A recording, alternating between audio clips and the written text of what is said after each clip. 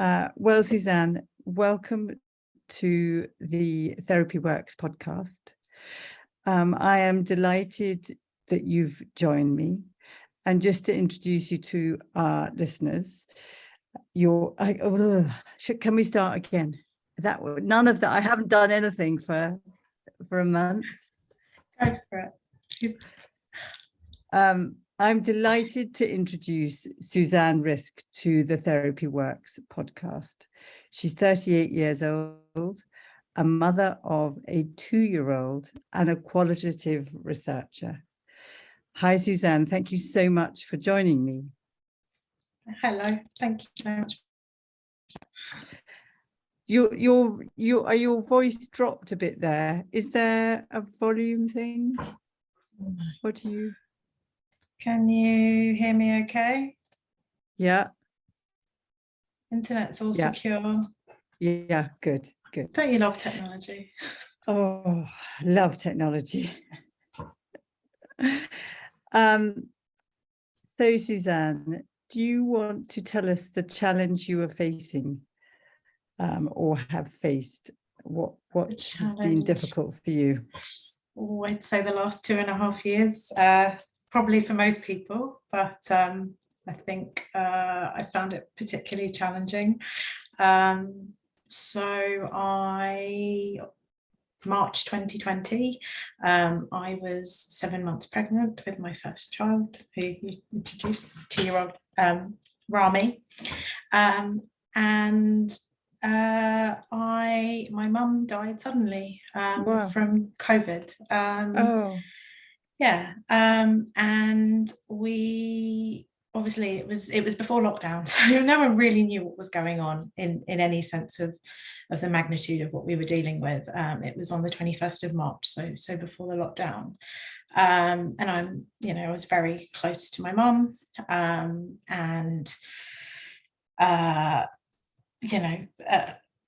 it was heartbreaking. It was heartbreaking in so many ways. I can kind of go into that as well.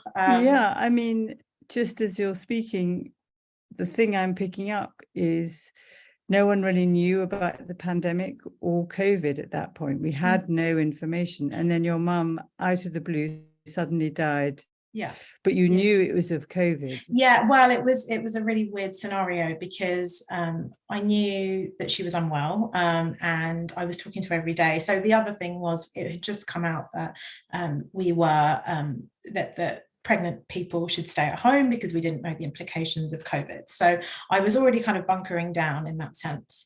And so there'd been a week kind of past that I wasn't going into work and I was just staying at home, and I was contacting my mum every day. She was unwell on the Sunday before, and I spoke to her and she said she just wasn't feeling great.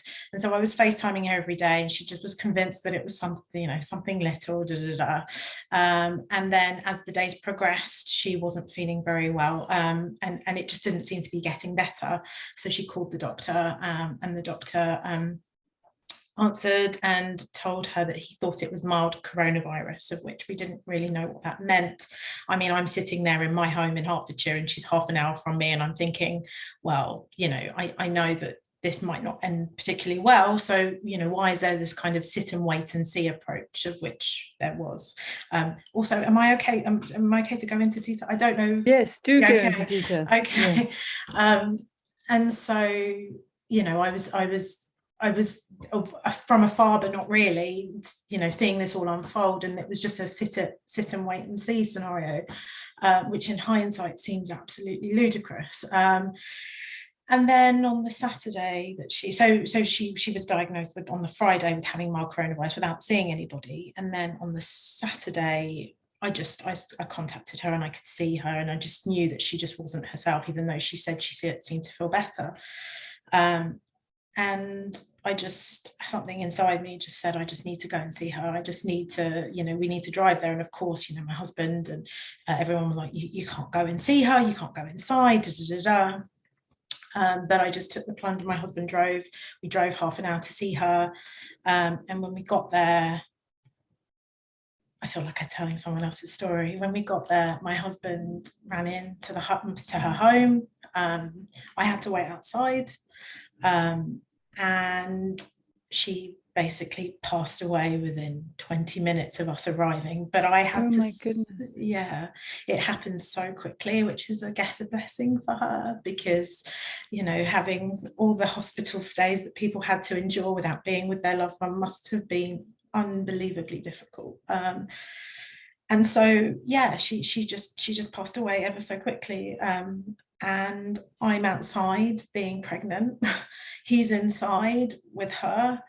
And obviously on the back of that came 2 weeks of isolation for him and me not being with him. And so you asked, you know, was it COVID? Did they know it was COVID? They did do a test afterwards. They weren't testing at the time. I remember just begging the paramedics to give my husband a test, because obviously if he hadn't have caught it, then I would have been able to have spent time with him during a mourning period that I just didn't want to spend any other way. And they just weren't testing people. I mean, the paramedics said to me that they're not even testing us. And just as the events were unfolding, it just felt also surreal, Julia. It just felt so incredibly surreal. And the circumstances surrounding it, I felt like I was watching a movie, you know. And you said that as you were speaking. So does it still feel, because you were outside and you didn't see her and you were alone and you had that time of separation before you drove over, I'm sensing that it feels surreal now, that you can't actually believe that she's died? No, I don't think I have fully realized that part of it. And you know, I have dreams all the time of which it didn't, you know, she actually is alive and she got COVID. So in one way I wonder if my brain's still feeling like she still is alive, because the story that's in the narrative that's in my dream suggests that she's actually okay. I just don't know it because I was so distanced from her.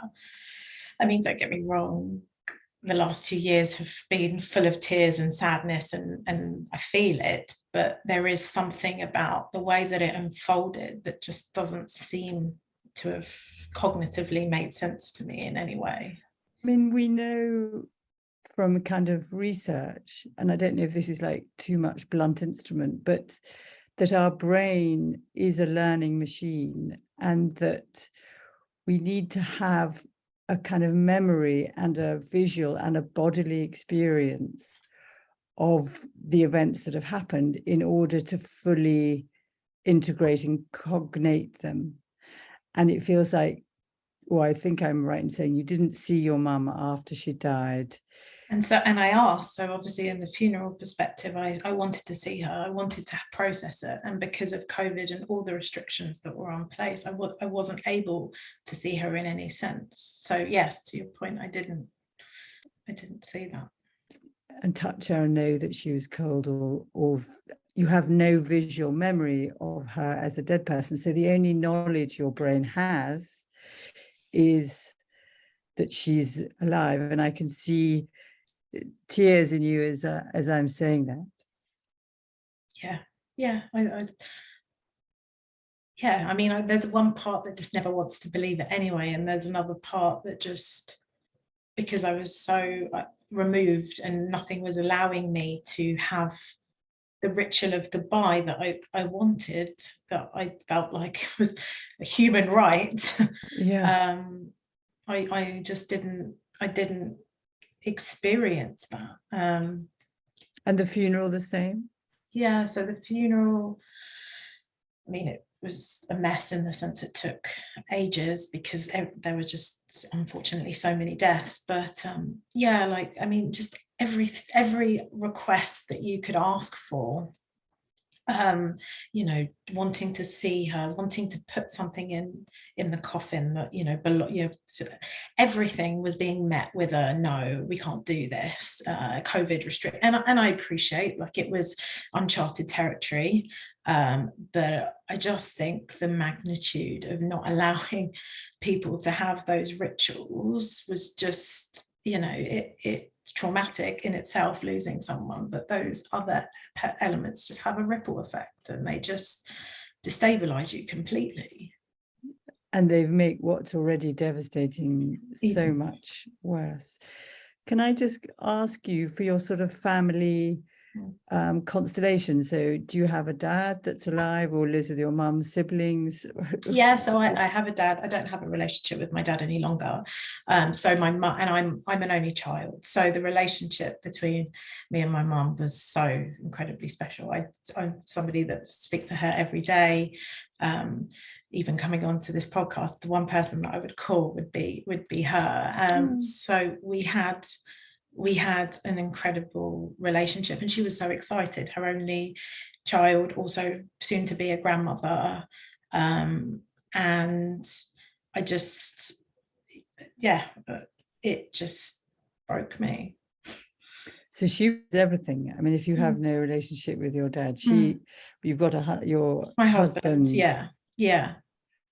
So no grandparents, no cousins. Grandparents were passed away. Cousins, I have kind of distant cousins, and they've been great. But in terms of immediate mum, dad, siblings, it was just me. And my husband was amazing and great, especially doing what he did, going into the home, looking after my mum. You must have been traumatized. I don't anticipate that wasn't any easy thing for him to kind of engage in, but he did it for us, for me, and I'll always be kind of eternally grateful for that. But in terms of my mum and the relationship that I had with her, it was just she was your everything. She was and as you're speaking, it feels like there's two parts of you that are computing at the same time. One is understanding it was COVID, understanding people were in uncharted territory,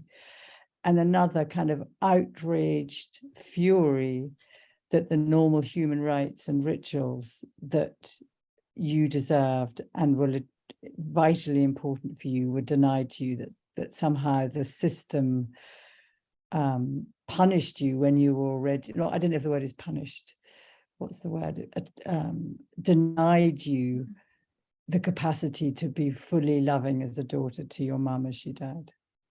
There is a level of anger there, and frustration, and I mean, there's no regret because there's nothing I could have done to have changed the outcome, but there is a significant sense of anger and grief for the goodbye that I was never allowed to give. And from a numbers perspective, I could only have 8, and when you're mourning, to be separated from people is just it's just unfathomable. And it just feels like now I say on the other side, I mean, we're not really, but we've moved through COVID.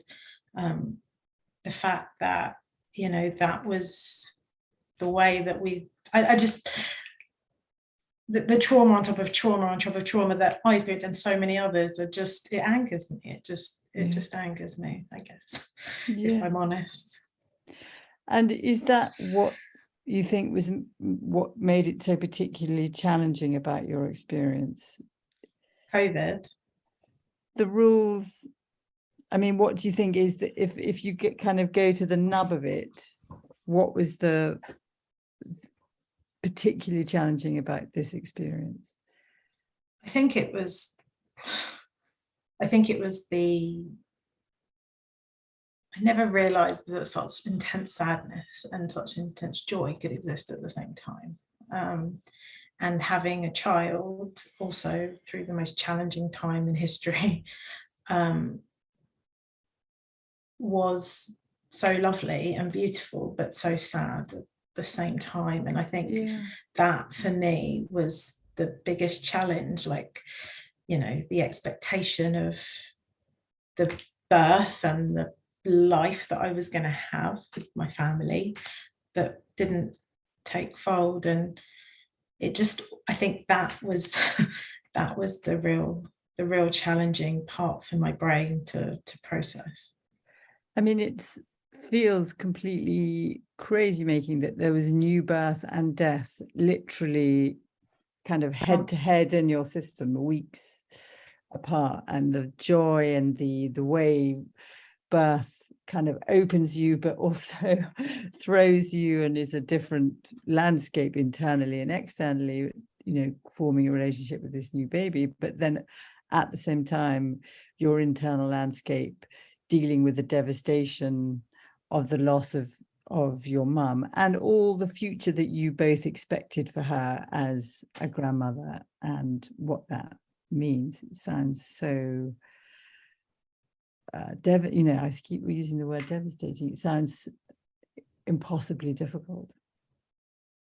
Yeah, and going back to like birth and death are things that you shouldn't be doing alone, and yes, and that's exactly how the structure that was in place for us. But so it's twofold: the challenge, the sadness.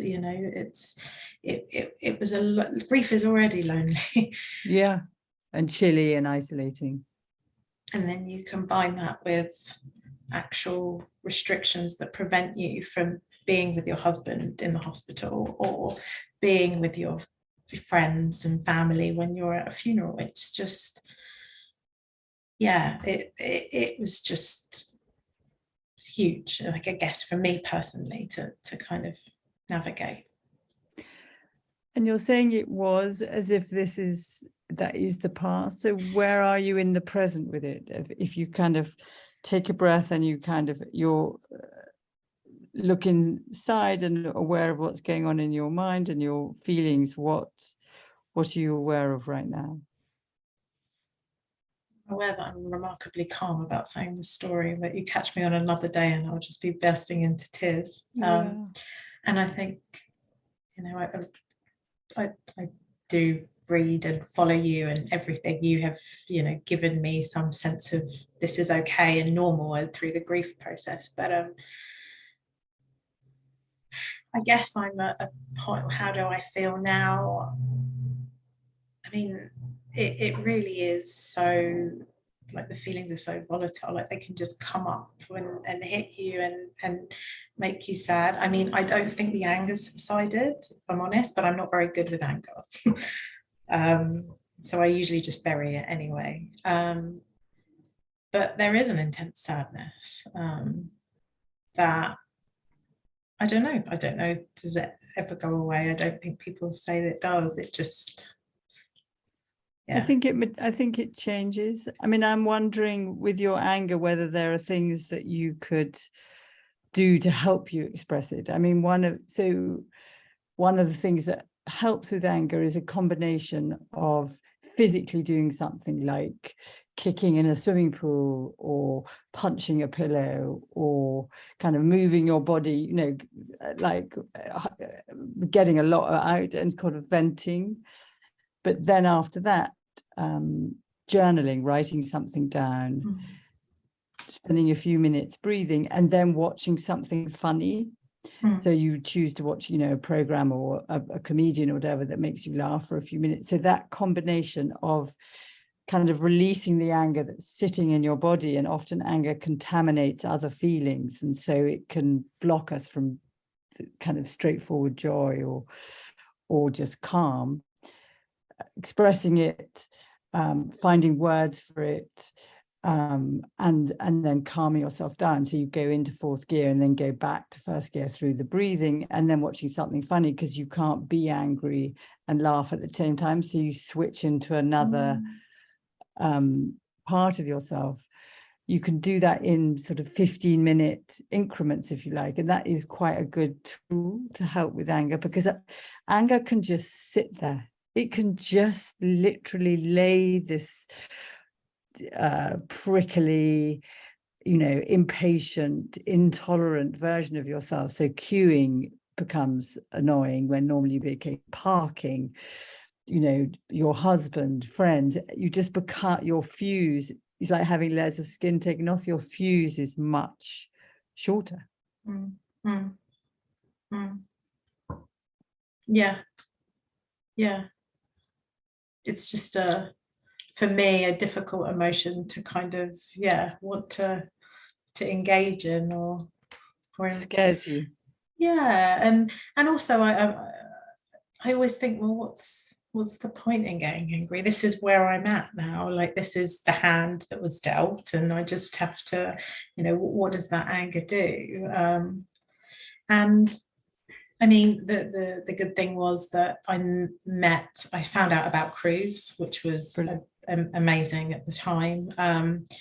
And, you know, having a network of people that you can kind of talk to and share that anger. And so they did some great kind of COVID groups as well. And that now allowed, I guess, that vocal element of anger to be shared as well, because otherwise you can just feel like that really angry person in the corner that, you know, people just don't understand.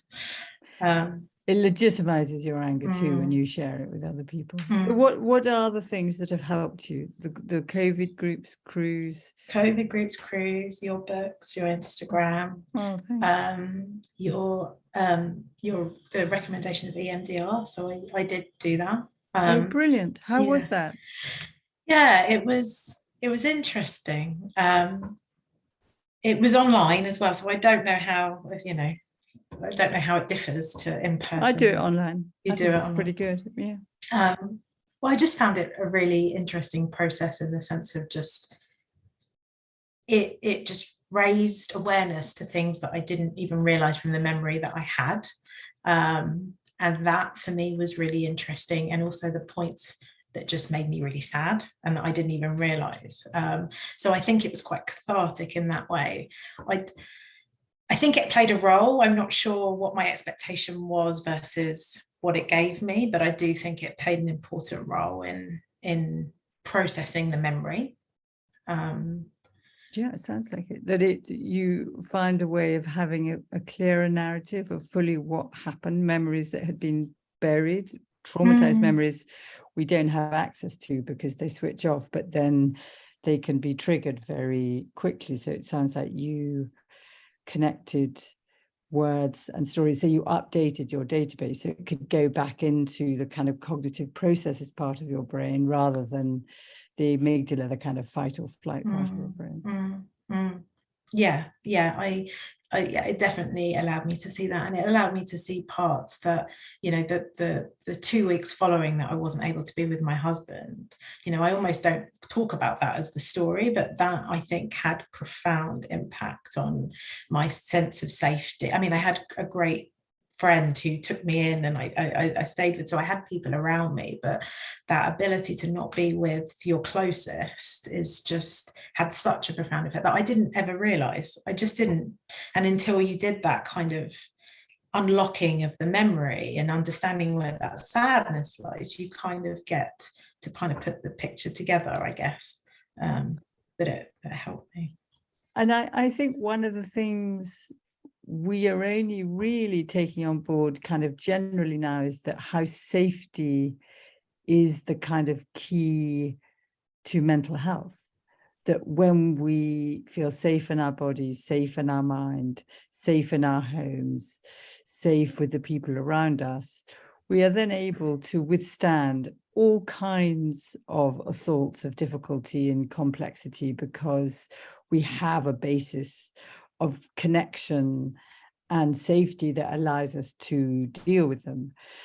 And that when our body goes into kind of terror, when we're not safe, when you're alienated in a, you know, good friend's house, but not your home, how that amps up your experience because you're just like white knuckling it all the time. Where's my comfort? There's my home that I've got, my safety net. And on top of that, my mum was my safe place. You know, like that was also representing my anchor and my safe home.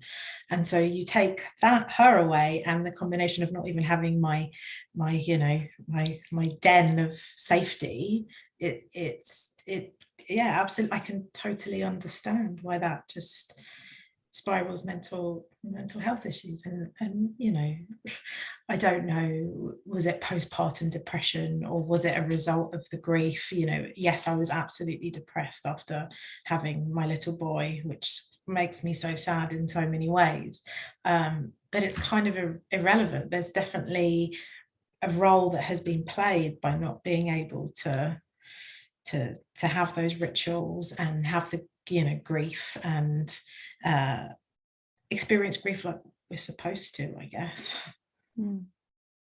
Do I never think it's too late to have the rituals. So I wondered if you could ever have a celebration of her life with more than 8 people, or that's something that is too difficult. Or Thought about it. I think it still feels like an overwhelming task right now, and I don't want it to feel like that. I want it to feel like I'm ready to do this, and I know that she'd want me to do that as well. I mean, I can hear her in the background going, "Don't worry about me," just no. But I do. I definitely. I want. I want invitations to talk about her and to learn about her more, about the mum, the Yoli that I don't remember, or that I didn't know.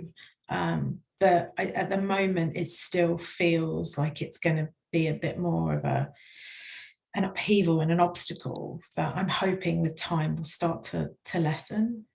Yeah, that you will have, in some ways, come to accommodate her death enough that you can then have the capacity to celebrate her life. And you don't feel like you have that now. Yeah, and I also feel a little bit, if I'm honest, that the world's moved on. People who loved your mum haven't. No one. I'm not sure that's right. I'm pretty sure that isn't right. The people that loved your mum would want to come and celebrate your mum's life with you. I don't think there is a time limit on that. I think that is time limitless. Well, that's good, because yeah, I do want to have that, and I also want my little boy Rami to learn about her through those kind of those conversations, and a day that that we can celebrate. So it's definitely in my thought process. I just don't feel ready at the moment. Yeah. And you and Rami and your husband, how is he doing? What was those first? You said you were depressed his first months. Has that shifted and changed? I mean, yes, absolutely. He, through, I think, like everything, time, therapy, medication, has helped me feel lighter in the process and enjoy more moments with him. But and I'm sure it's natural, right? Like there are key milestones and elements that we're celebrating, that that sadness will always come in, but it just doesn't feel that heaviness that was first there. It's a different type of sadness, one that's manageable, whereas there were parts where it just felt just so difficult. And I'm sure that doesn't help with lack of sleep and nobody being able to come and help or anything like that. But it does feel lighter. That's the only way I can describe it. Yeah, grief does feel heavy, doesn't it? It's it's heavy in your body, heavy in your mind. You have no energy. It's preoccupying. And if you're sleep deprived with a new baby, but I imagine he's sleeping he's 2.5, he's sleep. Not all toddlers sleep that well, so I don't know which end of the spectrum he is. He's okay. He's good, to be fair. Like there might be one wake up, but there's nothing like it. Obviously, it was from a newborn perspective. So sleep comes, which is great, which helps everything feel a little bit better. But yeah, like it was just what you were saying about the heaviness and things like that. I never really appreciated the physical manifestation of grief and what it does to your body, and how you can I just remember feeling just tight everywhere, and from a breathing perspective, just a really kind of shallow breathing. And I like fear. Grief feels like fear, doesn't it? Yeah. But you tensed so much that you didn't even realize it until days afterwards, where you felt like you'd run a marathon and you hadn't done anything. So I think I hate saying this, I have learned so much in the process about myself, about grief, about everything. I hate saying it. You hate saying it because you don't want to have to bloody do it to learn it. Yeah, yeah, yeah. But tell me what you have learned. As annoying as it is. It's so annoying, and it's So not annoying. it's not what I wanted in any way. No. Just I think I appreciate, if that's the right word, grief now. Obviously, losing someone so monumental in my life and understanding the impact that grief has. So I've definitely learnt, and also just the fact that people grieve in very different ways, and that's, you know, there should be no judgment on that, in any sense of the word. I've learnt, as I said, around how, you know, you can be intensely happy and intensely sad at the same time. So interesting, isn't it? Yeah. And so the expectation of what you, and also the expectation of what you feel or what you think will happen isn't necessarily the case. And also the importance of people around you, and just being vulnerable and talking to them and being open and trying to destigmatize, I think, some of the things that, I mean, when you get into this circle, you're just like, why does nobody talk about this? Why does nobody help each other more? Why does nobody, you know, give each other a break a little bit more if this is what people have to go through? And that sort of ignorance and intolerance just makes your experience so much harder. And yet all of us will grieve. I mean, as much as I think everybody knows that we're all going to die, but I'm not sure everybody fully recognizes that we're all going to be bereaved. No one goes through life without people they love dying. No. And you can't plan it, right? And you don't know when that's going to happen. And as much in my head, my mum was going to be 90 something and she was going to know her grandchild for however many years. And that was a very different story to the one that I lived out. How old was she, your mum? 68. She was young. Yeah. If you had one more minute with your mum, what would you say to her?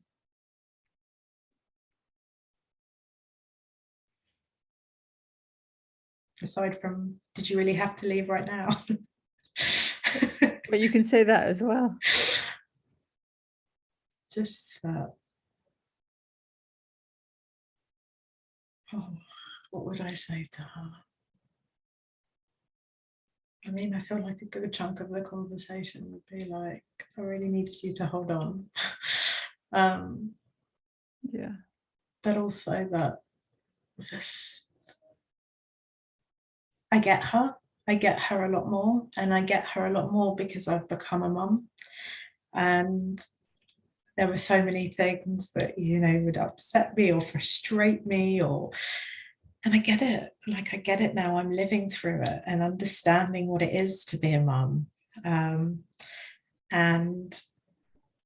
I almost just want to say, like, maybe it is sorry, or maybe it's just I get you and I get why you were like you were, because chances are I'm going to be exactly like you. Yeah. And you know, it's a lovely thing. Say that again, sorry. Knowing that feels a lovely thing. It's like having her inside you too. So it's not just that you get her, it's that you will be living with her inside you, being her. Yeah, I could totally see some of my behaviors and things that I'm saying that is her. I guess I just feel robbed that I didn't get the opportunity to kind of to say that to her, and appreciate, I guess, that. And I truly believe that motherhood obviously does transform you and would only make you realize these things through being a mum. But it just, you know, it just feels a bit cruel that I wasn't able to kind of share that with her and appreciate her more, I guess. Yeah. I mean, you really were robbed of her at the time that she was most precious to you. And that is extremely painful. And I am so sorry that happened to you. I yeah, you try and make purpose and understanding of things, right? And I just, like everyone does in difficult situations, and it's just really hard to understand or make sense of the situation. There's no sense that can be made of a 68-year-old woman being healthy one day, catching a virus and dying days later. That never, you can never make sense of that. That is, too completely out of the blue, random act of life, right? Yeah, yeah, yeah. I guess so. I guess so. You're right. Yeah. Have you kept asking, you keep trying to make sense of it? Yeah, a little bit. Just, why did this happen then? Like, did she know that she was really ill and she just didn't let me know? Like, what was going, like, the whole kind of what was going through her head? Was she all the what scared? ifs. Yeah, was she scared? She was by herself. She wasn't at the last moments, but she was for the run up. How was she feeling? The trying to make sense of, could there have been something different that happened, the course of action. It took the ambulance far too long to get there. There are all these kind of things that you're trying to make sense of and explain and answer, and you'll never have the answers to. And I think sorry. I think I interrupt you, but I think some of grieving is recognizing that you have no choice but to accommodate unanswerable questions that you have to find a way of living with. It doesn't mean you accept them or that they're okay, but to keep wrestling with them, to try and fight them to the ground, to punch an answer out of them is just going to drive you crazy, because you're never going to get it. No, doesn't mean my mind doesn't go there every now and again to just try and see if I have a hint or a clue as to, yeah. And I don't know whether that exists in grief forever. I mean, you could do there's a exercise you could do, which you could just switch. So rather than digging on down, you could, when you find yourself doing that kind of Sherlock Holmes route finding, answer finding, that you could say, let yourself know that you're doing that and draw up an image of a television screen and the difficulty of the question. Take a breath, switch the television screen to an image that's a calming, happy image, take a breath and switch the channel, and then go about your work or your day. And if you do that enough, the minute you start doing it, you automatically switch. Okay. So that's quite a useful tool. Yeah. So my last question, as we're coming to the end, is, do you have a question for me? Do I have a question for you? Oh, gosh. I mean, so many.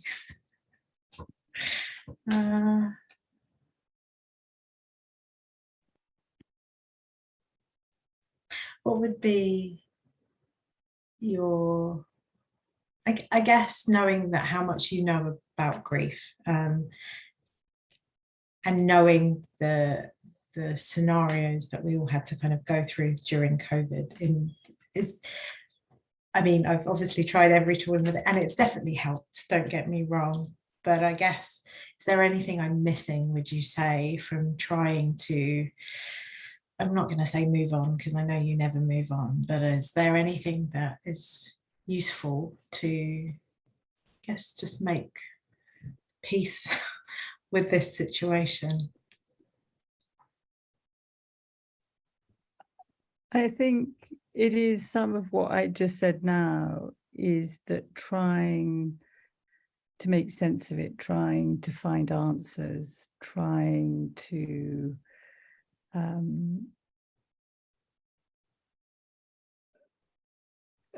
be at peace with what happened, is kind of setting you up, because there are no answers. There is no sense that can be made of it's completely random, out of the blue, unfair, you were robbed. And so I think part of the work is fully kind of letting yourself, oh gosh, I thought, hang on, I had this switched off and then, hang on, are we still recording? Hang on, I'm going to turn this, I had it off and then I had it on to talk to you. There we are. There we are, I'm going to record again. So I'm just going to go back. So I think from the questions you've said, of wanting to find answers, wanting to make sense of it, in some ways looking for a place that's a peaceful place with it, in a way sets you up to drive yourself mad. And I think the work is allowing yourself to feel the pain of it, express the pain of it. And in doing so, you do find a way of healing and coming to terms with it. But it isn't like this place that there's a magic key to, that your answers will release you from. I want the magic I can key. I can see you kind of laughing and crying at the same time. I want the magic key, because it just makes it much more neat and easy to process, I guess. But my guess is that there's a magical thinking in that if you get the magical key, you'll get your mum back. there may be. Maybe.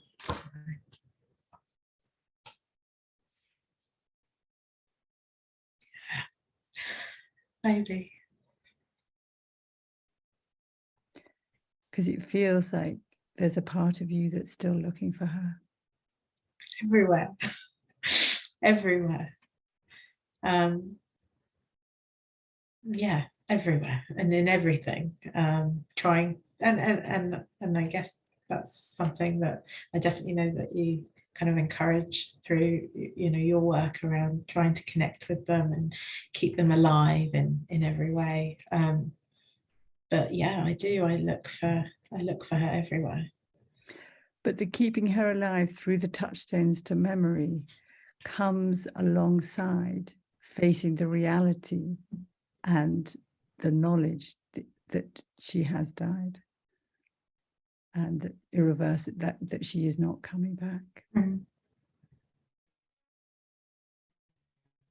Yeah, and I guess that's just time and processing, and yeah. And I mean, the fact that I dream about her, that she is alive, in the sense that the story didn't go the same way that it actually did, probably suggests that, yes, you're right, there is that part of me that still has that magical thinking somewhat embedded.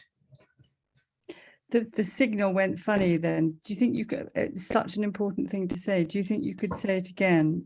Yeah, which bit? The fact that you dream about her. Yeah, so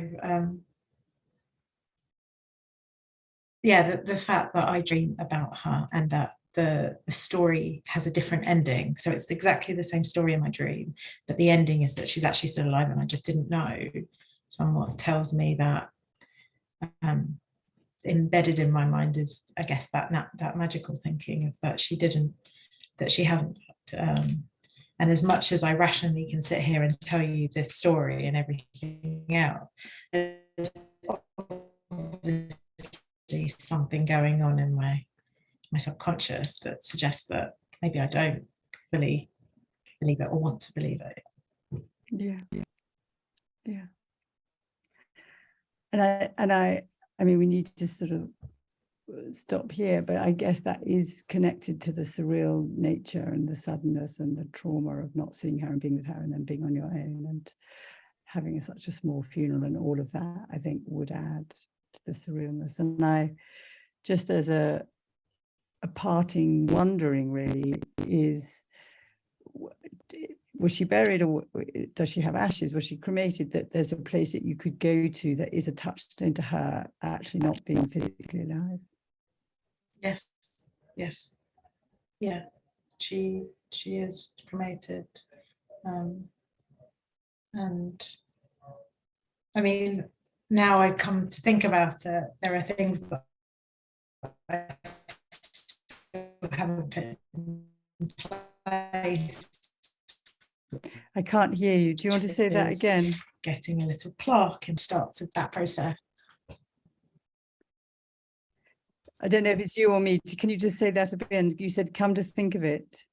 Can you hear me now, just before I start? Yeah, okay. Yeah. I was just going to say, just come to think of it, I wonder, you know, she's been cremated, but I don't have a plaque in place, and I don't have any of those elements. And I wonder if I start that process, whether that will be a helpful way of kind of cementing a little bit more that she's gone. I think it would be a very important cementing that she has gone. Yeah, so maybe I'm doing those things and putting them off, not because I just haven't got round to it, but there's another reason. Yeah. There was a beeping. Do you want to say that last bit again? I'm so sorry. Just to say you haven't got around to it because, not because, So I wonder whether I tell myself I haven't got around to it because I've been too busy, but maybe the reality is I haven't got around to it because I just don't really want to face it or to make it real. Yeah. Which I never actually thought about. Yeah. You don't want it to be true. Of course you don't want it to be true. Yeah. Oh, Suzanne, thank you so much. That's such a powerful, meaningful conversation. And I can really hear how much you love your mum and still love your mum and will always love your mum, and how hard it is to believe that she's actually died. Yeah, thank you. Thank you so much. I mean, it's literally such an honor for me to talk to you. Everyone I've been saying the guru of grief, I said to my husband. And he looked at you raising, oh, who's she? I've never heard of her. But it's such an honor. So thank you for having me and thinking that my story is worth to be heard. So your story is really worth hearing and will be very valuable, I hope, to everybody that listens to it. So thank you for being generous enough to share it with us.